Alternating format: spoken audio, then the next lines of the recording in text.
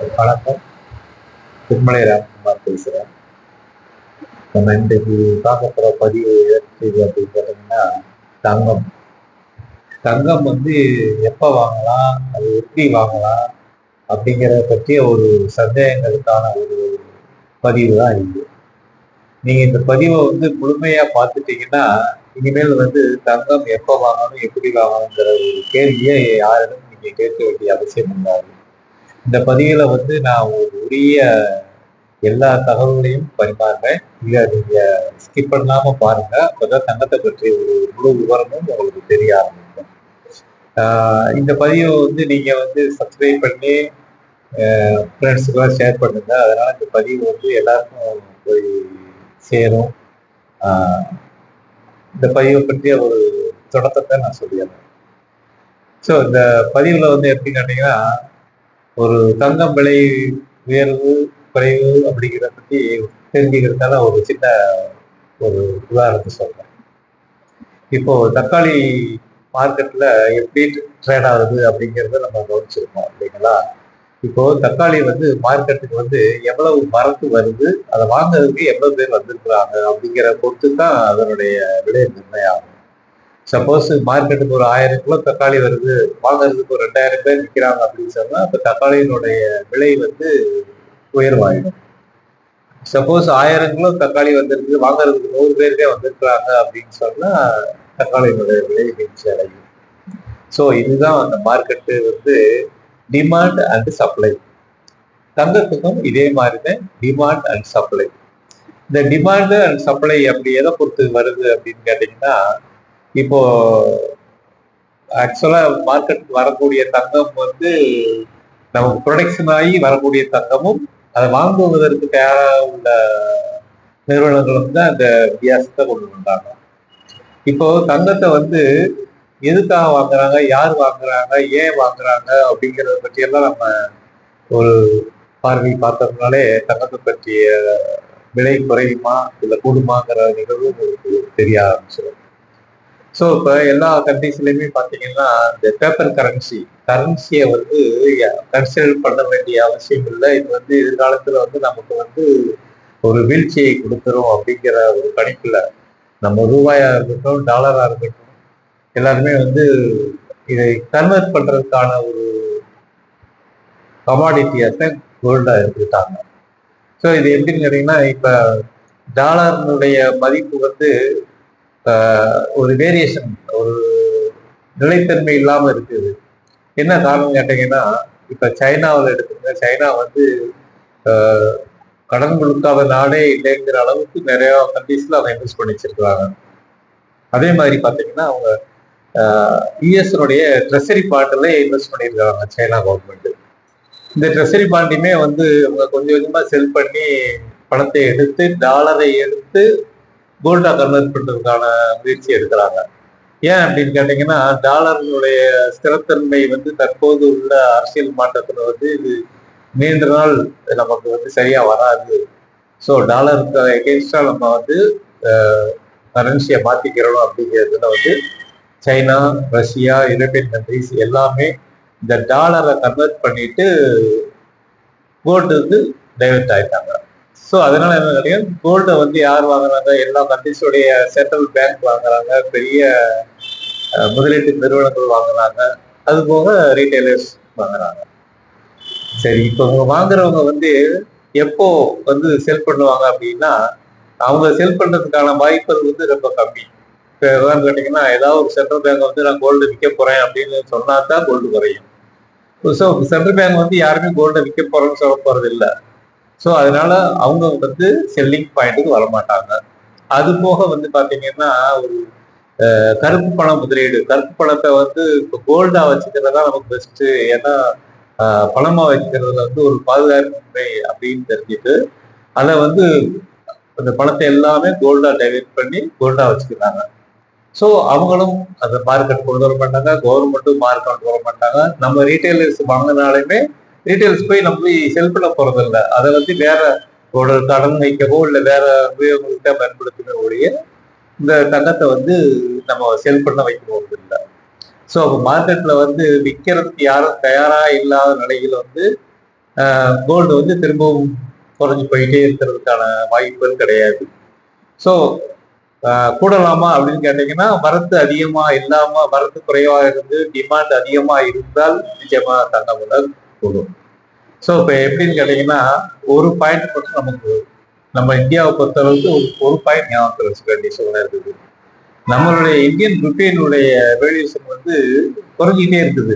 So அதனால என்ன கேட்டீங்கன்னா, மற்ற கண்ட்ரீஸ்ல வாங்குற விலையை விட கோல்டு வந்து அவங்களுக்குள்ள வித்தியாசத்துக்கும் நமக்குள்ள வித்தியாசமும் ஜாஸ்தியா இருக்குது. காரணம் என்னன்னு கேட்டீங்கன்னா, அதனுடைய இந்திய ரூபாயினுடைய மதிப்பு வந்து குறைந்துகிட்டே இருக்குது. ஸோ இப்போ நம்ம வந்து டாலரை கொடுத்து கோல்டு வாங்க வேண்டிய சூழ்நிலையில் நம்ம இருக்கிறதுனால கோல்டு வந்து ரேட் வந்து இந்தியாவில் எப்பவுமே ஒரு பையிங் ஆப்பர்ச்சுனிட்டிஸ்ல ரேட் ஜாஸ்தியாகவே இருக்குது. ஸோ அப்போ வந்து நம்ம வந்து என்னன்னா கோல்டை வந்து அதிக விலை கொடுத்து வாங்க வேண்டிய சூழ்நிலையில் இருக்கிறோம். சரி, ஓகே, இது எப்போ குறையும் அப்படின்னா, டாலர் வந்து அதாவது இந்திய ரூபாயோட மதிப்பு எப்போ உயருமோ அப்பதான் நமக்கு குறையும். இது வரைக்கும் வந்து நமக்கு அந்த ருபி ரேட்டை பொறுத்தளவுக்கு இன்க்ரீஸ் ஆகி போயிட்டே இருக்கக்கூடிய அது டாலருக்கு எகெயின்ஸ்டா வந்து வலுவடைய இல்லை. ஸோ வந்து என்ன நினைக்கிறீங்கன்னா, அடுத்த வருஷம் போனாலுமே இப்போ ஒரு 91 ருபீஸ் பக்கத்துல ஒரு டாலருடைய இந்தியன் மதிப்பு வந்து 91 ருபீஸ்ல இருக்குது அப்படின்னா, அடுத்த வருஷம் வந்து ஒரு 95 100 கூடுதல் ஆகிறதுக்கான வாய்ப்புகள் தான் ஜாஸ்தியா இருக்கு. ஸோ அதனால வந்து ரூபாயை விட கோல்டா வச்சுக்கிறது பெட்டர் அப்படிங்கிற ஒரு டிசிஷன்ல வந்து எல்லாருமே வந்து கோல்டா கன்வெர்ட் ஆகிறாங்க. சரி, இந்த கோல்டு கன்வெர்ட் ஆகி எல்லா கோல்டு வச்சிருக்கிறாங்க. மார்க்கெட்டுக்கு வந்து யாரு விற்க தயாராக இல்லை. ஸோ அப்போ கோல்டு எப்படி நமக்கு வந்து விலை குறையும்? ஓகே, சரி, இது எப்பவுமே குறையாதா அப்படின்னு கேட்டீங்கன்னா, குறையறதுக்கான வாய்ப்பு ஒரு சில ஆப்பர்ச்சுனிட்டிஸ் இருக்குது. அது எப்படின்னு கேட்டீங்கன்னா, ஏதாவது ஒரு கண்ட்ரிஸ் நான் வந்து தங்கம் விற்க போறேன் அப்படின்னு சொன்னாங்கன்னா, இருப்பு வைத்திருக்க தங்கத்தை விற்க போறோம்னு சொன்னா இப்போ சப்ளை ஜாஸ்தியாகும். ஸோ அப்போ வந்து உங்களுக்கு குறையிறதுக்கான வாய்ப்பு இருக்குது. நம்ம இந்தியாவை பொறுத்தவரைக்கும் என்னன்னு கேட்டீங்கன்னா, இப்போ கோல்டு பை பண்றதுல வந்து ஒரு பெரிய இஷ்யூஸ் இருக்கு. ஏன்னா டாலருடைய தேவைகள் அதிகமா இருக்கிறதுனால டாலருடைய மதிப்பு உயர்ந்துட்டே போகுது. ஸோ அப்போ வந்து நம்ம வந்து அதை கட்டுப்படுத்துறதுக்கு ஏன்னா அந்த டாலர் வச்சுட்டே நம்ம crude oil மற்ற இம்போர்ட் எல்லாமே பண்றோம். ஸோ அந்த டாலருடைய விலையை வந்து அதிகமாக நம்ம இந்தியன் ரூபி வேல்யூஷன் அதிகமாக இருக்கணும் அப்படிங்கிற மாதிரி கொண்டு வரணும்னு அரசு நினைச்சதுன்னா, இந்த தங்கம் வாங்குவதை ஒரு கட்டுக்குள் கொண்டு வர வேண்டிய சூழ்நிலையில இருக்குது. ஸோ எதிர்பாராத சூழ்நிலையில ஏதாவது தங்கத்தை வந்து அவங்க ஒரு ஏதாவது ரூபத்துல வாங்குவதற்கு தடை பண்ணாலோ இல்லை என்றால் வேற ஏதாவது அக்கௌண்ட் பேர் பண்ணணும் கோல்டு வச்சிருக்காங்க அப்படிங்கிற மாதிரியான ஒரு சட்டத்திட்டங்களை ஏதாவது கொண்டு வந்தா அப்பவும் வந்து நம்ம இந்தியாவை பொறுத்தவரைக்கும் தங்கம் விலை வீழ்ச்சியடைவதற்கான வாய்ப்பு இருக்குது. அது போக காமன் எந்த சுச்சுவேஷன் நடக்கல, காமன் ஒரு ஃபைனான்சியலா இம்ப்ரூவ்மெண்ட்ஸ் வேணும் அப்படின்னா பணத்தை விட வந்து கோல்டு வந்து பாதுகாப்பானதாக தான் இருக்குது. ஸோ அந்த நமக்கு வந்து நம்ம ரூபாயோடைய மதிப்பு கீழே போயிட்டு இருக்கிறது கண்கூடா தெரியுது. ஸோ அது திரும்ப இம்ப்ரூவ் ஆகிறதுக்கான வாய்ப்புகள் வந்து மிக மிக கம்மியா இருக்கு. ஸோ ஆனா கோல்டு வந்து அந்த எப்படி ஸ்டாண்ட் ஆகி நிற்கும் அப்படிங்கிற ஒரு பொசிஷன்ல இருக்குது. ஸோ நமக்கு வந்து கோல்டு கீழே கிடைக்கும் பொழுது கோல்டை கன்வெர்ட் பண்ணிக்கிறது பெட்டர் அப்படிங்கிற ஒரு சூழ்நிலையிட்ட எல்லாரும் நினைக்க வேண்டிய அளவுக்கு இன்றைக்கு ட்ரேடு நடந்துட்டு இருக்குது. ஸோ நம்ம பணமா வைத்திருக்கிறது எந்த விதத்திலும் நமக்கு பாதுகாப்பு இல்லை அப்படிங்கிறது வந்து தெரியுது. ஸோ இன்றைக்கு நம்ம வைத்திருக்கிற பணம் வந்து நாளைக்கு வந்து அதனுடைய வேல்யூஷன் இன்னும் கீழே போயிட்டே இருக்குங்கிற ஒரு தாக்கம் வருது. கோல்டை பொறுத்த அளவுக்கு அப்படி மிகப்பெரிய அளவுக்கு வீழ்ச்சி சந்திக்குமா அப்படிங்கிறது வந்து இப்போதைக்கு வரைக்கும் நான் சொல்ற மாதிரி சில இடர்பாடுகளான செய்திகள் வந்தாலே ஒழிய கோல்டு வந்து மிகவும் கீழே வருவதற்கான வாய்ப்புகள் கம்மி.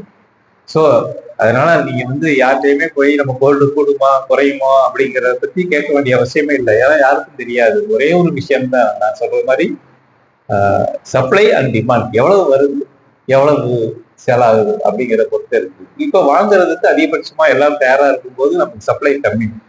ஸோ ஏற்கனவே வாங்கி வைத்திருக்க தங்கமும் நமக்கு திரும்பவும் மார்க்கெட்டுக்கு கொண்டு வர மாட்டாங்க. ஸோ வரக்கூடிய சப்ளையை மட்டும்தான் நம்ம இது பண்ண வேண்டியிருக்கும். ஸோ நான் சொல்ற மாதிரி இந்த ஒரு சில காரணிகள் ஏதாவது அரசாங்கத்தினால் ஏற்படக்கூடிய ஒரு சட்ட திட்டங்கள்லையோ அல்லது வேர்ல்டு லெவல்ல வந்து ஏதாவது ஒரு கண்ட்ரிஸ் வந்து நான் கோல்டை விற்க போறேங்கிற ஒரு ஆப்பர்ச்சுனிட்டிஸ் வரும்பொழுதோ இல்லை எங்காவது அதிகபட்சமான தங்கம் உற்பத்தி ஆயிடுச்சு அப்படிங்கிற மாதிரியான ஒரு சவால் வந்தால் மட்டும்தான் தங்கம் விலை குறையினுடைய மற்ற வகையில வந்து தங்கமலை குறைவதற்கான வாய்ப்புகள் மிகவும் கம்மியாக இருக்குது. ஸோ இதை வந்து தங்கத்தை பற்றிய ஒரு தகவலுக்காக இதை பகிர்ந்துக்கிறேன். இது உங்களுக்கு பிடிச்சிருந்தா இதை லைக் பண்ணுங்க, என்னுடைய சேனலை சப்ஸ்கிரைப் பண்ணுங்க. நன்றி, வணக்கம். வணக்கம். நிப்டி கிளாக் சேனல்ல இருந்து திருமலை ராம்குமார் பேசுகிறேன். இன்றைக்கு 12/2/2022 மார்க்கெட் அப்டேட் அதுக்காக ஒரு வீடியோ போடுறேன். இப்போ பார்த்தீங்கன்னா மார்க்கெட் வந்து ஒரு 78 பாயிண்ட் நிப்டி மைனஸ்ல வந்து ட்ரேட் ஆகிட்டு இருக்குது. ஸோ இது வந்து என்னன்னா இப்போவும் கன்சல்டேஷன் மூடில் தான் மார்க்கெட் மூவ் ஆகிட்டு இருக்குது. ஸோ இப்போ வந்து நான் நேற்றைக்கு சொன்ன மாதிரி ஆப்ஷன் செல்லர்ஸ் உடைய டாமினேஷன் தான் மார்க்கெட் ஆக்டிவேட் ஆகிட்டு இருக்குது. ஸோ பேங்க் நிஃப்டி பார்த்தீங்கன்னா பேங்க் நிஃப்டி வந்து கரண்ட்ல வந்து 90 பாயிண்ட் ப்ளஸ்ல, அதாவது 60,900 வந்து பேங்க் நிஃப்டி ட்ரெண்ட் ஆகிட்டு இருக்குது. ஸோ இப்போ இன்னைக்குள்ள நிஃப்டியை வந்து அது மைனஸ் போகாம தாங்கி பிடிக்கிறது பேங்க் நிஃப்டி தான். ஸோ பேங்க் நிஃப்டி ட்ராப் ஆனாக்கா மார்க்கெட்ல வந்து நிஃப்டி வந்து ஒரு மைனஸ் ட்ரெண்டுக்கு வரக்கூடிய வாய்ப்பு இருக்குது. ஸோ இந்த ஆப்ஷன் ட்ரேடர்ஸ் வந்து நம்ம கால் ஆப்ஷன் எடுக்கலாமா புட் ஆப்ஷன் எடுக்கலாமாங்கிற ஒரு வாய்ப்பு பார்க்கும்போது பேங்க் நிஃப்டி வந்து நமக்கு இப்போ ஒரு கரெக்டான ப்ரைஸில் வந்து பிரீமியம் கம்மியாக கிடைக்கிது. ஸோ பேங்க் நிஃப்டியில் வந்து நம்ம புட் ஆப்ஷன் எடுத்துக்கலாம்.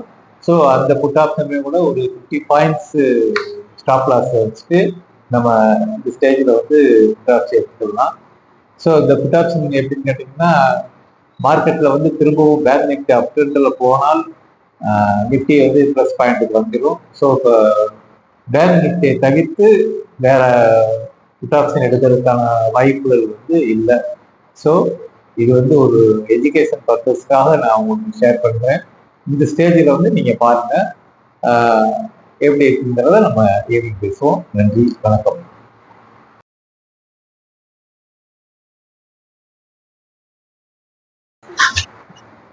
வணக்கம். நிப்டி கிளாக் சேனல்ல இருந்து திருமலை ராம்குமார் பேசுகிறேன். இன்றைக்கு 12/2/2022 மார்க்கெட் அப்டேட் அதுக்காக ஒரு வீடியோ போடுறேன். இப்போ பார்த்தீங்கன்னா மார்க்கெட் வந்து ஒரு 78 பாயிண்ட் நிப்டி மைனஸ்ல வந்து ட்ரேட் ஆகிட்டு இருக்குது. ஸோ இது வந்து என்னன்னா இப்போவும் கன்சல்டேஷன் மூடில் தான் மார்க்கெட் மூவ் ஆகிட்டு இருக்குது. ஸோ இப்போ வந்து நான் நேற்றைக்கு சொன்ன மாதிரி ஆப்ஷன் செல்லர்ஸ் உடைய டாமினேஷன் தான் மார்க்கெட் ஆக்டிவேட் ஆகிட்டு இருக்குது. ஸோ பேங்க் நிஃப்டி பார்த்தீங்கன்னா பேங்க் நிஃப்டி வந்து கரண்ட்ல வந்து 90 பாயிண்ட் ப்ளஸ்ல, அதாவது 60,900 வந்து பேங்க் நிஃப்டி ட்ரெண்ட் ஆகிட்டு இருக்குது. ஸோ இப்போ இன்னைக்குள்ள நிஃப்டியை வந்து அது மைனஸ் போகாம தாங்கி பிடிக்கிறது பேங்க் நிஃப்டி தான். ஸோ பேங்க் நிஃப்டி ட்ராப் ஆனாக்கா மார்க்கெட்ல வந்து நிஃப்டி வந்து ஒரு மைனஸ் ட்ரெண்டுக்கு வரக்கூடிய வாய்ப்பு இருக்குது. ஸோ இந்த ஆப்ஷன் ட்ரேடர்ஸ் வந்து நம்ம கால் ஆப்ஷன் எடுக்கலாமா புட் ஆப்ஷன் எடுக்கலாமாங்கிற ஒரு வாய்ப்பு பார்க்கும்போது பேங்க் நிஃப்டி வந்து நமக்கு இப்போ ஒரு கரெக்டான ப்ரைஸில் வந்து பிரீமியம் கம்மியாக கிடைக்கிது. ஸோ பேங்க் நிஃப்டியில் வந்து நம்ம புட் ஆப்ஷன் எடுத்துக்கலாம். ஸோ அந்த புட் ஆப்ஷனுமே கூட ஒரு 50 பாயிண்ட்ஸ் ஸ்டாப் லாஸ் வச்சுட்டு நம்ம இந்த ஸ்டேஜில் வந்து புட் ஆப்ஷன் எடுத்துக்கலாம். ஸோ இந்த புட் ஆப்ஷன் எப்படின்னு கேட்டிங்கன்னா மார்க்கெட்டில் வந்து திரும்பவும் பேங்க் நிஃப்டி அப் ட்ரெண்டில் போனால் நிஃப்டி வந்து ப்ளஸ் பாயிண்ட்டுக்கு வந்துடும். ஸோ இப்போ பேங்க் நிஃப்டியை தவிர்த்து வேற புட் ஆப்ஷன் எடுக்கிறதுக்கான வாய்ப்புகள் வந்து இல்லை. ஸோ இது வந்து ஒரு எஜுகேஷன் பர்பஸ்க்காக நான் உங்களுக்கு ஷேர் பண்ணுறேன். இந்த ஸ்டேஜில் வந்து நீங்கள் பாருங்க எப்படி இருக்குங்கிறத நம்ம ஈவினிங் பேசுவோம். நன்றி, வணக்கம்.